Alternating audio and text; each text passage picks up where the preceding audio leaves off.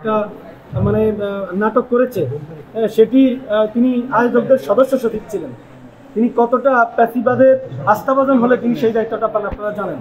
তো আজকে শেখ হাসিনা চলে গেছে এত বড় গণহত্যা করে, এখন পর্যন্ত তিনি কৃষি মন্ত্রণালয়ের তিনি সচিব হিসাবে এখনো বহাল রয়েছেন।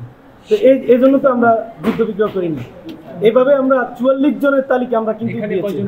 এখানে আমরা 5 জনের মানে 6 জনের আজকে এনেছি আমাদের সময় স্বল্পতা আর জায়গার স্বল্পতার জন্য। তারপরে উনি হচ্ছেন ডক্টর আজাদ, উনি হচ্ছে জাহাঙ্গীরনগর বিশ্ববিদ্যালয়ের বঙ্গবন্ধু সমন্বয় যে পরিষদ সেটির অ্যাক্টিভ সদস্য, এবং তিনি যে ডক্টরেট ডিগ্রিটা পেয়েছেন আব্দুল মান্নান সাহেব, সেই মান্নান সাহেব ছিল ওটার সদস্য সচিব। তো তাকে এই ডক্টরেট ডিগ্রি দিয়েছে এবং সেই ডক্টরেট ডিগ্রিটা নিয়ে অনেক প্রশ্ন আছে। তো উনি কি করেছে, উনি শেখ হাসিনাকে আজীবন প্রধানমন্ত্রী হিসেবে দেখতে চায় এরকম একটা বক্তব্য তিনি দিয়েছেন, এবং সকল ধরনের আলোচনা অনুষ্ঠানে তিনি থাকতেন।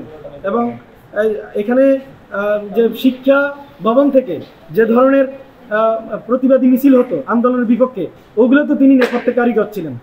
তিনি এখন পর্যন্ত শিক্ষা মন্ত্রণালয়ের মাহশির ডিজি হিসাবে এখন পর্যন্ত বসে আছেন।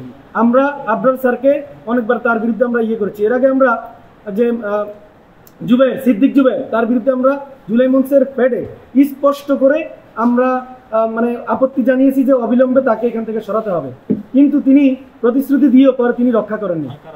পরবর্তীতে যখন এই মাইলস্টোনের ঘটনাটা ঘটলো, ওটার পরিপ্রেক্ষিতে সিদ্দিক জুবেরকে সরিয়েছেন, কিন্তু তিনি মানে মাইলস্টোনের যে সমস্যাটা ওইখানে কিন্তু তার নামটা আসে নাই, এই জন্য সে এখন পর্যন্ত বহাল।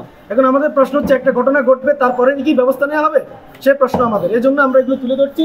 ডক্টর আজাদ খান তিনি ডিজি মাধ্যমিক ও উচ্চ মাধ্যমিক মাহশির অধিদপ্তরে এখন পর্যন্ত তিনি বহাল আছেন। কিভাবে বহাল আছেন এটা আমরা উপদেষ্টাদের কাছে জানতে চাই। এই যে মাহবুবুর রহমান সাহেব, আপনারা জানেন যে কিছুদিন আগে এটি ভাইরাল হয়েছিল, আপনারা দেখছেন না, আপনারা সাংবাদিক ভাইরা, যে মানে মাহবুবুর রহমান সাহেব 35 কোটি টাকার একটা জায়জামেলার মধ্যে তিনি অভিযুক্ত, অর্থাৎ তিনিও কিন্তু মানে ম্যানেজ করে এখন পর্যন্ত বসে আছেন। কিভাবে কি ম্যানেজ হয় তা আমাদের চেয়ে আপনারা খুব ভালো করে জানেন। এখন এই ধরনের বিষয়গুলো আমরা স্পষ্ট করে জানি যে যেভাবেই ম্যানেজ হোক না কেন, তারা যদি এইভাবে তারা বহাল থাকে, আপনারা দেখেন এই সচিবরা এই আমলাতন্ত্রই কিন্তু 14 সাল 18 সাল এবং 24 সালের ইলেকশনটা কিন্তু করে দিয়েছে, এরাই করে দিয়েছে। এখন বিপ্লবোত্তর এই যে ইলেকশনটা তো আর মনে করেন যে আমরা তো আর নির্বাচন কমিশনার হইতে পারবো না, পারবো? আমরা রিটার্নিং অফিসার হইতে পারবো না তো। অর্থাৎ যারা জুলাই যোদ্ধা তারা কিন্তু কিছুই হতে পারবে না, যারা এগুলো পরিচালনা করবে পুরোটাই আমলারা করবে। সেই আমলাগুলো কার? শেখ হাসিনার আমলা।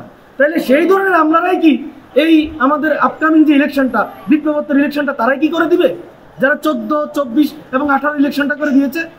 আমরা এই বিষয়গুলো স্পষ্ট করে তুলে ধরতে চাই।